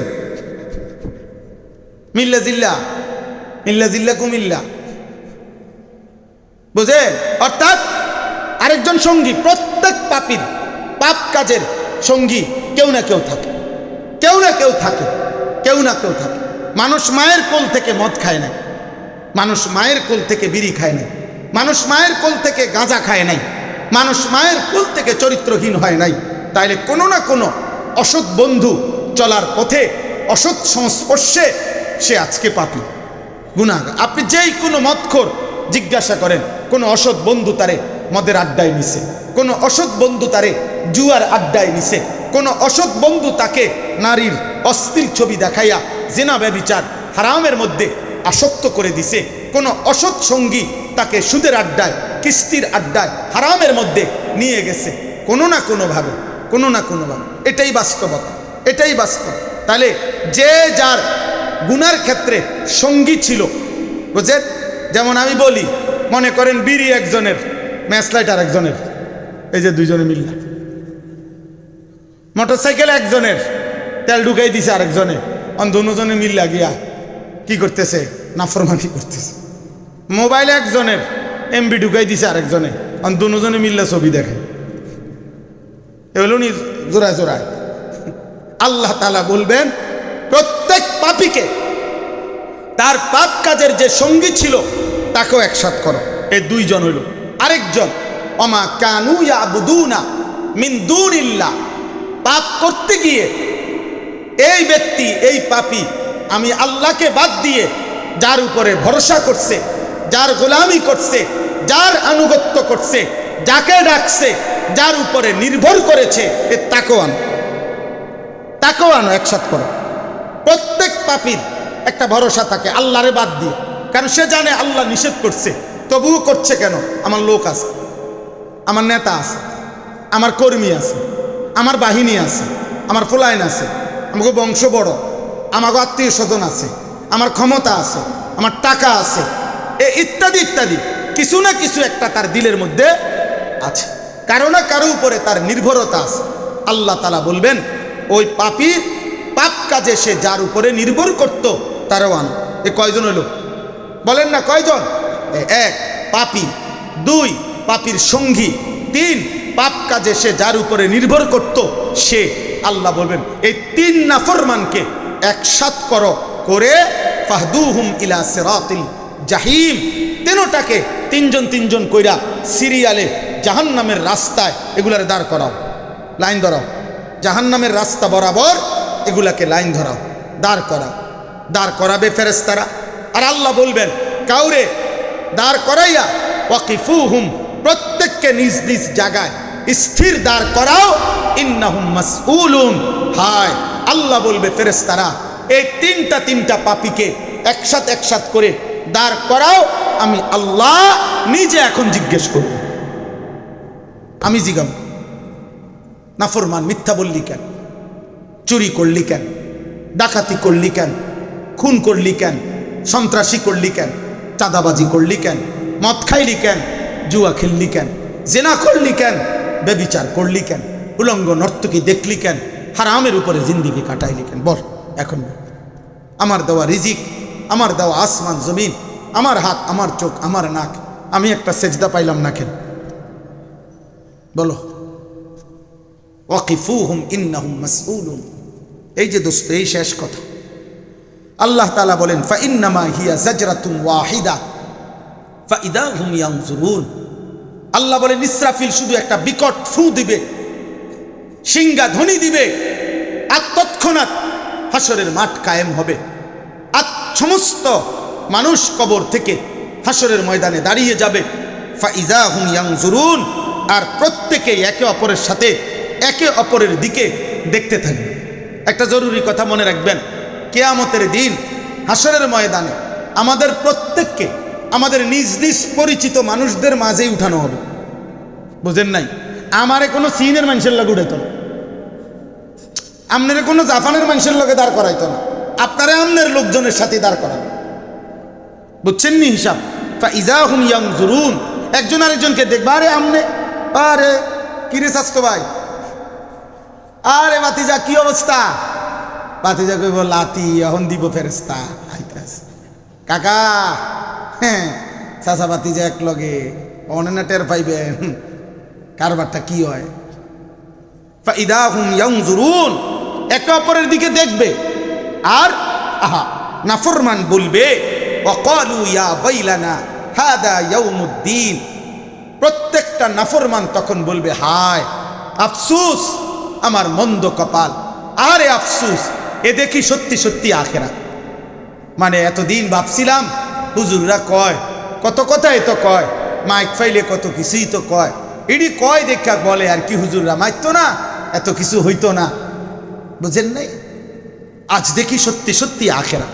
নাফরমান আফসোস করবে আর বলবে হাদা ইয়াউমুদ্দিন, আহারে এটা দেখি সত্যিই আখিরাত।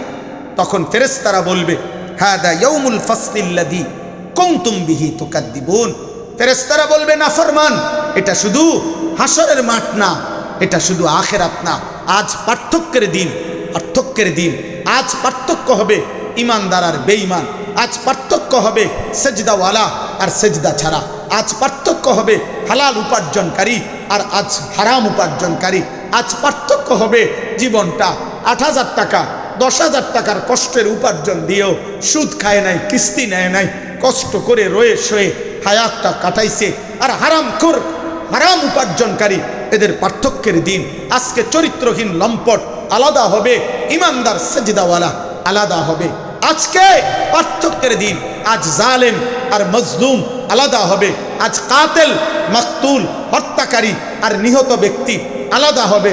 আমি তো বলি সেদিন হাসরের ময়দানে যেন ফেরেশতা বলবে আজ শহীদ শরীফ ওসমান হাদি, তাকেও দেখবা, তার হত্যাকারীকেও আলাদা দেখবা। আজ পার্থক্য হবে, আজ ফয়সালা হবে, আজ বিচার হবে, আজ বিচার হবে, আজ মালিকের ফয়সালা হবে। কে জালেম আর কে মজলুম, কে কাতেল আর কে মাকতুল, কে আশিক আর কে দাবিদার, সব পার্থক্য হবে। মনে রাখবেন, খামখেয়ালি কেউ করবেন না, আমিও না আপনিও না। আল্লাহকে নিয়ে কোনো খামখেয়ালি করেন না, রাসূলুল্লাহ সাল্লাল্লাহু আলাইহি সাল্লামের ভালোবাসা নিয়েও কেউ কোনো মস্কারি করেন না, মস্কারি না। যার অনুসারী যে, যার ভক্ত যে, যার মুরিদ যে, যার খানকা, যার পীর, যার মুরিদ, যার অধীনে যতজন আছে, যার ভক্ত যতজন, কেউ কাউকে আল্লাহর ওয়াস্তে নিজের মুরিদ, নিজের ভক্ত, নিজের অনুরাগীকে রাসূলুল্লাহ সাল্লাল্লাহু আলাইহি সাল্লামের একটা একটা সুন্নাত শিখাবেন, একটা একটা সুন্নাতের ভালোবাসা কলিজার মধ্যে তৈরি করবেন। তখন প্রত্যেকে কিয়ামতের দিন রাসূলুল্লাহ সাল্লাল্লাহু আলাইহি সাল্লামের সুপারিশ পাবেন। আনুগত্যবিহীন ভালোবাসা হয় না, ভালোবাসাবিহীন সুপারিশ মেলে না। আল্লাহ আমাদেরকে বুঝ দান করেন। তখন আল্লাহ বলবেন উহশুরুল্লাযীনা যালামু ওয়া আজওয়াজাহুম ওয়া মা কানু ইয়াবুদুন মিন দুনিল্লাহ। এই যেটা এতক্ষণ কইলাম, আল্লাহ বলবেন হে ফেরেশতারা, আজকে পাপীকে, পাপীর সঙ্গীকে এবং পাপ কাজে সে যার উপরে নির্ভর করত তাকে, এই তিনজনকে একত্র করো, উহশুরু জমা করো, আর ফাহদুহুম ইলা সিরাতিল জাহিম, জাহান্নামের রাস্তা বরাবর দাঁড় করাও, জাহান্নামের রাস্তা দেখাও, বলে দিদা হাঁটো, হাঁটো, হাইটা যখন লাইন করবা ওয়াকিফুহুম দাঁড় করাইবা, জাহান্নামে এখন ঢুকাইবা না, আগে দাঁড় করাও। ইন্নাহুম মাসউলুন, আল্লাহ বলেন আমি আল্লাহ জিজ্ঞেস করব, একটা একটা করে জিজ্ঞেস করব, আমল নামা ধরে ধরে জিজ্ঞেস করব, জিজ্ঞেস করব। আল্লাহ আমাদেরকে হেফাজত করেন। নবী সাল্লাল্লাহু আলাইহি সাল্লাম বলছে উম্মত, হাসরের দিন মালিক যদি কারো আমল নামার একটা পৃষ্ঠা, একটা লাইন যদি আল্লাহ খুলে শুধু হিসাব চায়, তো নবীজি বলছে নিশ্চিত সে জাহান্নামী হবে। এক পৃষ্ঠা মান্নুকিশা উযিবা, যারই হিসাব চাইবে মালিক, আচ্ছা দেখাও তো, খোলো তো তোমার পৃষ্ঠাটা খোলো, যদি এটা বলে ফেলে ওই শেষ, ওই জাহান্নাম। তো জান্নাতি হবে কে? আম্মা জান আয়েশা রাদিয়াল্লাহু তাআলা আনহা জিজ্ঞেস করছে মাল হিসাবুল ইয়াসির, তাহলে হিসাবটা সহজ হবে কার? নবীজি বলছে আল আরাজু ফাকাত, আল্লাহর সামনে আমল নামা নিয়ে যাবে, এমনি শুধু নিয়ে দাঁড়াবে, মহান আল্লাহ পাক যার আমল নামার দিকে তাকাইয়া শুধু বলবে আচ্ছা যাও আগে বাড়ো, কোনো পৃষ্ঠা ধরবে না, উল্টাবে না। আল্লাহ নবী বলছে এটাই হচ্ছে হিসাব ইয়াসীরা, সহজ হিসাব, সেই কেবল জান্নাতি হবে। আর খুলতে কইলে শেষ, খুলতে কইলে জাহান্নামে। আল্লাহ আমাকেই মাফ করেন। মা লাকুম লা তানাসারুন।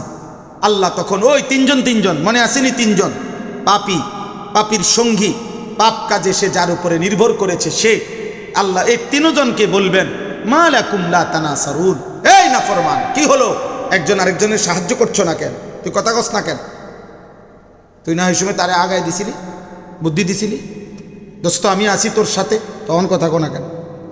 দুনিয়াতে এমন বলেন আরে দোস্ত আমি আছি, কোবা সবাই এলা বেড়া, যেটা পাইবি সব সমান করে এলাবি বেড়া, আমি আসি না, এখন কথা কো, এখন উত্তর দে বেটা। মা লাকুম লা তানাসারুন। আল্লাহ বলবে না ফরমান বলো না কি হলো, একজন আরেকজনকে সাহায্য করছো না কেন? বাল হুমুল ইয়াউমা মুস্তাসলিমুন। আল্লাহ বলে না না, বরং আজ সব নাফরমান মাথাটা নুয়ে ফেলবে, কেউ কোনো কথা বলবে না। ইয়াউমা ইয়াহাদ্দুজ যালিমু আলা ইয়াদাইহি ইয়াকুলু ইয়া লাইতানি ইত্তাখাযতু মা'আর রাসূলি সাবিলা। আল্লাহ বলে নাফরমান পাপী সেদিন হাসরের ময়দানে নিজেদের হাতগুলো নিজেদের দাঁত দিয়ে এমনে কামড়াইয়া ছিঁড়ে ফেলতে চাইবে, আর আফসোস করবে আর বলবে ইয়া লাইতানি ইত্তাখাযতু মা'আর রাসূলি সাবিলা। হায় আফসোস, আমি যদি রসুলের পথ ধরতাম, আমি যদি আল্লাহর পথ ধরতাম, আমি যদি সেজদা করতাম, আমি যদি আলেমদের কথা শুনতাম, আমি যদি আমার মালিকের গোলামি করতাম, আহা কি করলাম, সুযোগ তো ছিল, সুযোগ তো ছিল। ইয়া ওয়াইলাতা লাইতানি লাম আত্তাখিজ ফুলানান খলিলা। আল্লাহ বলেন নাফরমানি সেদিন পাপী আঙ্গুল কামড়াইবে আর বলবে, জাহান্নামী বান্দা বলবে হায় আমার দুর্ভাগ্য, হায় আমার মন্দ কপাল, আমি যদি ওরে ওরে বন্ধু না বানাইতাম, যে আমারে মদ খানা শিখাইছে, যে আমারে বিড়ি খানা শিখাইছে, যে আমারে জুয়া খেলা শিখাইছে, যেই নর্তকী আমারে হারামের মধ্যে ঢুকায় দিছে, যেই মেয়ে আমারে হারাম প্রেমের মধ্যে ডুবায় দিছে, বন্ধু নামের যেই শয়তান আমারে জুয়া খেলায় অভ্যস্ত করছে, দোস্ত নামের যেই লোকটা আমারে সুদের রাজ্য দেখায় দিছে। আল্লাহ বলেন এইভাবে প্রত্যেকেই নিজের পাপী বন্ধু যার কারণে পাপ করেছে তার কথা মনে করে করে বলবে, আহা যদি তাকে বন্ধু না বানাইতাম, বন্ধু না বানাইতাম, বন্ধু না বানাইতাম। লাকাদ আদাল্লানি আনিদ যিকরি বাদা ইয জাআনি। বলবে আফসোস করবে, হায় হেদায়েত তো আমার কাছে এসেছিল, আল্লাহর কথা তো আমার কাছে এসেছিল, আজান তো হইতো আমাদের মহল্লায়, মাদ্রাসাও তো ছিল, আমাদের ঘরেও তো আল্লাহর কোরআন ছিল, আমার মা বাপও তো মুসলমান ছিল, আমার দাদা নানাও তো মুসলমান ছিল, আমগো বংশের মধ্যে তো হাফেজে কোরআন ছিল, আমগো মহল্লায় তো মাহফিল হয়েছিল, আমগরে তো আল্লাহর কথা বলেছিল, কিন্তু বন্ধু নামের শয়তান অসৎ বন্ধু আমারে আদাল্লানি আল্লাহর পথ থেকে সরায়া দিল, আজ আমারে বরবাদ করে দিল। ওয়াকানা শাইতানু লিল ইনসানি খাজুলা। আল্লাহ বলে বান্দা মনে রেখো, সেদিন নাফরমান পাপী সারাটা জীবন শয়তান ইবলিস যে তাকে মন্দ কাজের প্রেরণা দিয়েছিল, ওই ইবলিস শয়তান পর্যন্ত তার পাশে থাকবে না, ইবলিসও খাজুলা দূরে সরে পড়বে। নাফরমান পাপী বলবে ইবলিস তুই কই, তুই তো আমারে বহুবার বলছিলি লগে থাকবি, এখন কই? ইবলিস বলবে ইন্নী আখাফুল্লাহ রাব্বাল আলামিন। কোরআনুল কারীমে আছে, আল্লাহ বলে ইবলিস শয়তান মানুষকে গুনার মধ্যে নিমজ্জিত করে। যখনই না বান্দা পাপ কাজ শুরু করে, মদ শুরু করে, নেশা শুরু করে, জুয়া শুরু করে, শিরিক শুরু করে, মূর্তি পূজা শুরু করে, আল্লাহর অবাধ্যতা শুরু করে, ফালাম্মা কাফারা ক্বালা ইন্নী বারীউম মিনকা, শয়তানও তখন বলে আমি নাফরমান, তোর লগে নাই, তোর থেকে আমি মুক্ত। ইন্নী আখাফুল্লাহ রাব্বাল আলামিন, ইবলিস বলে, ইবলিস শয়তান বলে আমি আল্লাহরে ভয় করি। কোরআন শরীফের আয়াত। শয়তান বলে, শয়তান ইবলিস বলে আমি আল্লাহরে ভয় করি। কর তুই মিথ্যা বল, সুদ খা, কিস্তি নে, মদ খা, জুয়া খেল, নারী দেখ, ছবি দেখ, জেনা কর, বেবিচার কর, উলঙ্গপনা, বেহায়াপনা পর, বোন তুই বেপর্দা কর। ইবলিস পর্যন্ত ওই নাফরমান থেকে সরে যায়। কোরআন শরীফ আছে, সূরা আনফালের মধ্যে আছে। বদরের যুদ্ধের দিন মক্কার কাফেরদের কাছে শয়তান মানুষের আকৃতি ধরাইয়া কইছে, কোনো চিন্তা করবা না, লা গালিবা লাকুমুল ইয়াউম, আজকে তোমরা পরাজিত করবে কেউ নাই, তোমরা জিতবা মুসলমানদের বিরুদ্ধে। ওয়া ইন্নী জারুন লাকুম, আমি তোমাদের লগে আছি, তোমরা দেখবে শেষ পর্যন্ত এই আমার চেহারা চাইয়ালো, আমি তোমাদের লগে আছি। যখনই যুদ্ধ বাজছে, আসমান থেকে ফেরেশতা নামা শুরু হয়েছে, মুসলমান আর ফেরেশতারা মিলা যখন সমানে ফিডা শুরু করছে, বেঈমান আর নাই। কোরআনের আয়াত, নাকাসা আলা আকিবাইহি, সরাসরি কোরআন শরীফের আয়াত। ওয়া ইয যায়্যানা লাহুমুশ শাইতান, ইবলিস নাকাসা আলা আকিবাইহি, সরে গেছে, সরে গিয়া কইতেছে, এই ইন্নী আরা মা লা তারাউনা, আমি যেই ফেরেশতা দেখতেছি তোরা দেখোস তা, সমান করে লেবা আজকে বুঝালেছে। ইন্নী আখাফুল্লাহ, আমি আল্লাহরে ভয় করি। কেমন বাটফার, তো তুই এ কথা আগে কইলি না?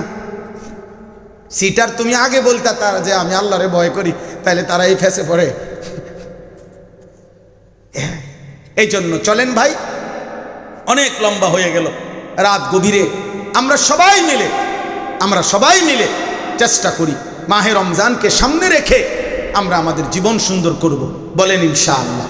আমার এই শেষের এই বক্তব্য থেকে তিনটা কথা প্রত্যেকটা কিশোর যুবক ভাই, দোস্ত, আমার কলিজার সন্তান, যাদের বয়স 16 বছর, তুমি আমার সন্তান, আমার প্রথম সন্তানের বয়স 16 বছর।